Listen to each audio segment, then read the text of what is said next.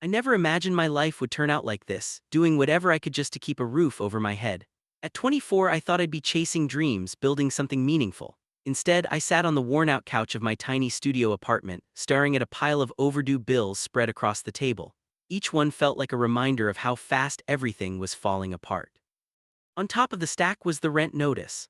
Final warning was printed in bold red letters, almost screaming at me to fix my life before it was too late. My stomach twisted as I checked my phone again. Still nothing. No replies to the dozens of job applications I had sent out. My savings were gone, and the few dollars left in my account couldn't even buy a loaf of bread. It felt like I was drowning, rent due in 2 days, no job, no help, no safety net. This city doesn't wait for anyone. If you fall behind, it doesn't reach out to catch you, it swallows you whole. And lately, I could feel it pulling me under. Mr. Noah, my landlord, had already left 2 voicemails. The second wasn't a reminder, it was a warning.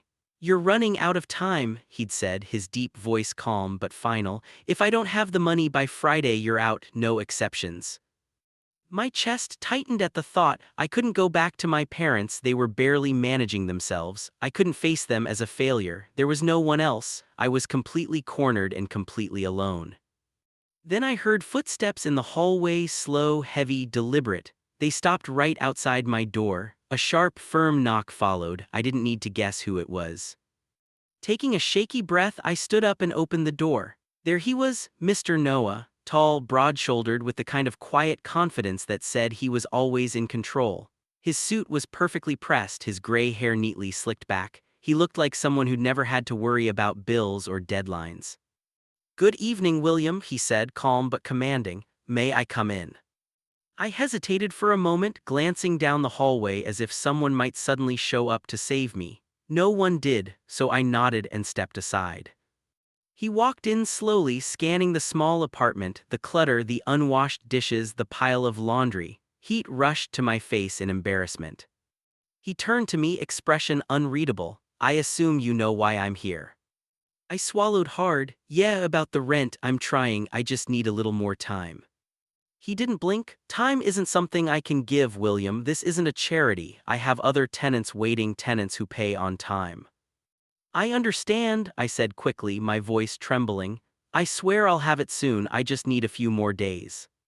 His gaze stayed cold and steady. "A few days won't matter if there's no money coming." The words hit like a punch. Tears stung my eyes as I looked away, ashamed of how powerless I'd become. "I don't know what to do," I whispered. For a moment, something flickered in his eyes, his face softened barely. "Desperation can be dangerous," he said quietly, almost to himself. Then he stepped closer, his presence filling the room. "But sometimes," he added, his voice slower now, "desperation can also open unexpected doors." I frowned, confused. "What do you mean?" Mr. Noah tilted his head slightly, his eyes steady. "I'm saying there's more than one way to solve a problem." The air grew heavy, pressing against my chest. My heart pounded as his words sank in. They weren't threatening, but they weren't comforting either. "I'm not sure I understand," I said quietly, even though part of me already did. "You're a smart man, William," he replied, his voice low but measured. "I think you understand exactly what I mean." The room suddenly felt smaller, the air thinner. I stood frozen, unsure what to say or do. I wanted to fight back, to stand tall, but fear and exhaustion held me still. I was cornered and he knew it. "I can't," I started, but he cut me off gently. "You can," he said, "and maybe you will if you truly want to stay here." My knees weakened and I grabbed the counter to steady myself. This couldn't be happening, it didn't feel real. But the truth was, in that moment, it was more real than anything else in my life. But looking at him, so calm, so certain, I realized this was my reality. "I need time to think," I managed to say, my voice barely steady. He nodded slowly, the corner of his mouth curving into a faint, knowing smile. "Take all the time you need, William," he said quietly, "but remember, you're running out of it." Then he turned and walked to the door. The sound of it closing echoed through the apartment like the end of something I couldn't name. I collapsed onto the couch, staring at the eviction notice still lying on the table. Every instinct screamed at me to find another way, to hold on to whatever pride I had left. But the weight of my situation pressed harder than ever. What choice did I have? I stared at the red letters on the page, the words burning into my thoughts. No one to call, no family to fall back on, no safety net. It felt like the world had shrunk to this one small room and I was trapped inside it. I tried to think of options. Maybe I could reach out to an old friend, though I hadn't spoken to most of them in months. Maybe I could sell what little I had left, but what was there? A couch, a mattress, a few dishes. Even if I sold everything, it wouldn't cover half of what I owed. Anything valuable was already gone, pawned off weeks ago. I paced the room, my thoughts looping endlessly. Mr. Noah's words lingered in my head like a shadow I couldn't escape. Every time I tried to push them away, the hopelessness dragged them back. I hated that he had this kind of power over me, that he knew how desperate I was and could use it so easily. But hate didn't pay rent. And it didn't change the truth. By the time night fell, I was completely drained, not just physically but emotionally, the kind of exhaustion that leaves you hollow. I sat on the edge of my bed, phone in hand, staring at the dark screen. A small part of me still hoped for a message, anything that might somehow fix this, but the screen stayed empty. Finally, I couldn't take the silence anymore. I unlocked my phone and scrolled through Mr. Noah's old messages. At first they were polite reminders, then they turned colder, sharper, until they became nothing but warnings. My thumb hovered over his name. I told myself I just needed to talk, that I wasn't agreeing to anything. Maybe I could reason with him, maybe there was still another way. But deep down, I knew he wasn't the kind of man who negotiated. I took a shaky breath and typed the words, "Can we talk?" I stared at the message for what felt like forever before pressing send. My stomach twisted as the screen showed delivered. Then the three dots appeared. He was typing. The reply came almost instantly, "Come by my office tomorrow." I set the phone down and buried my face in my hands. The walls seemed to close in tighter, wrapping me in silence I couldn't escape. When I finally lay down, sleep didn't come easily, and when it did, it wasn't peaceful. Just restless dreams filled with shadows and voices I couldn't understand. I woke up in a cold sweat, feeling more exhausted than before I closed my eyes. The next morning, I moved through my routine like a ghost. Jeans, a plain shirt, nothing special. I kept repeating the same words to myself, "It's just a conversation, nothing more." But as I stood in front of the mirror, fixing my hair for the third time, the unease wouldn't fade. Something deep inside told me this wouldn't be just a talk. By the time I reached Mr. Noah's office, my nerves were stretched thin. The building was old, brick walls, creaking floors, dim lights, and a faint smell of mildew that seemed to cling to everything. His office was on the second floor, waiting. Each step up the narrow staircase felt heavier than the last, like I was climbing toward something I couldn't escape. I paused outside his door, my hand hovering over the knob. My heart was pounding so hard I was sure he'd hear it the moment I walked in. Taking a deep breath, I knocked softly and pushed the door open. Mr. Noah sat behind a large wooden desk, reading glasses perched on his nose as he flipped through a stack of papers. When he looked up, a faint, knowing smile tugged at his lips. "William," he said smoothly, gesturing to the chair across from him, "have a seat." "I'm glad you came." I hesitated, then crossed the room and sat down. My hands were clenched tightly in my lap and I couldn't bring myself to look him in the eye. "Thank you for seeing me," I said quietly. "Of course," he replied, leaning back in his chair. "I always make time for my tenants." The way he said it carried a weight that hung in the air. He steepled his fingers, studying me for a long moment before speaking again. "So," he said casually, though there was an edge in his tone, "what can I do for you?" I swallowed hard. I wanted to talk about the rent," I began, my voice shaking.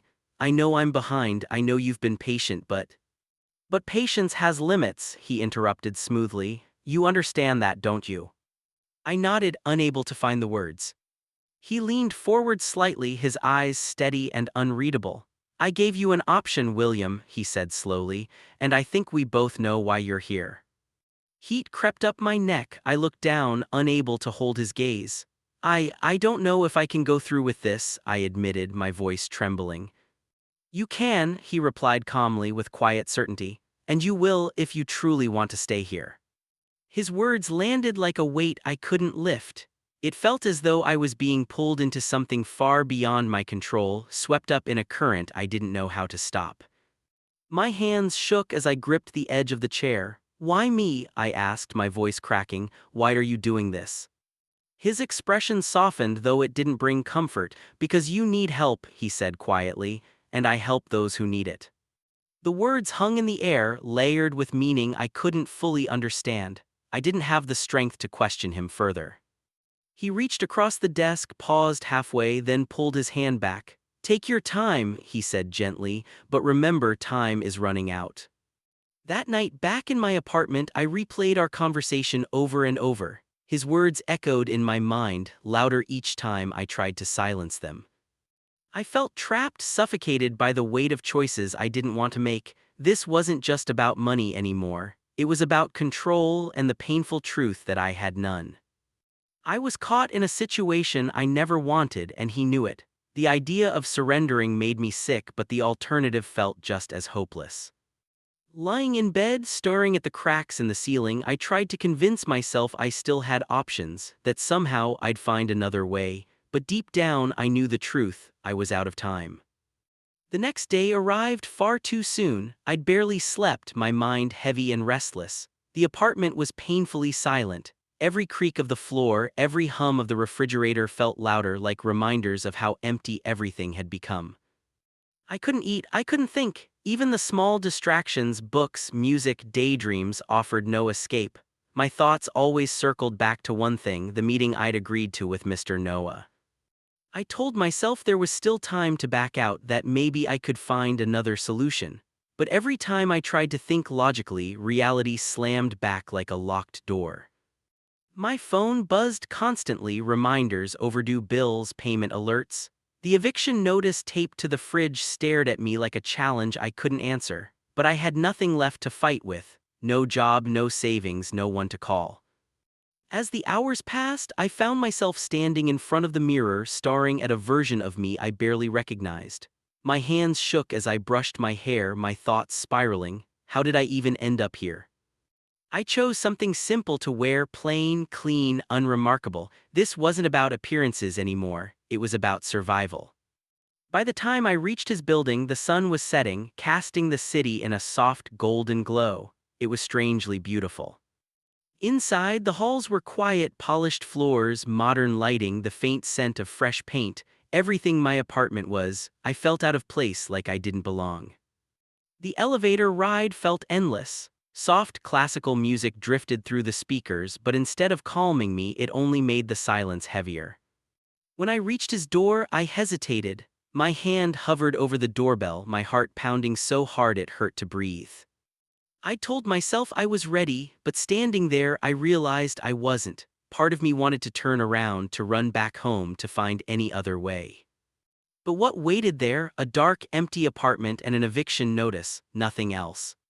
So I pressed the doorbell. The sound echoed through the hallway. Almost immediately, the door opened. Mr. Noah stood there in a crisp white shirt, sleeves rolled neatly to his elbows. His expression was calm, a polite smile on his face as he stepped aside. "William," he said softly, "I'm glad you made it." I forced a weak smile and stepped inside. The place was spotless: tall ceilings, sleek furniture, and a breathtaking view of the skyline. Everything about it felt expensive, deliberate, distant. I felt small, like a flaw in the picture. "Would you like something to drink?" he asked, his tone polite, almost rehearsed. I shook my head quickly. "No, thank you." He didn't press, he just nodded once and motioned toward the couch. I sat stiffly on the edge of the couch while he took the chair across from me. The silence between us was heavy, full of words neither of us dared to speak. "I know this isn't easy," he said after a moment, his voice softer now. "But I want you to understand something, William: you're not alone in this." The words sounded practiced, too polished, like something he'd said to others before. I looked away. "I don't even know if I'm doing the right thing," I whispered. "But it feels like the only thing left." He nodded slowly, as if that confirmed something for him. "Life doesn't always give us perfect options," he said. "Sometimes we just take the ones that keep us standing." I wasn't sure if he was trying to comfort me or justify himself. Either way, it didn't help. "William," he said firmly, "look at me. Reluctantly, I met his eyes. His expression was unreadable, calm but sharp in a way that made me uneasy.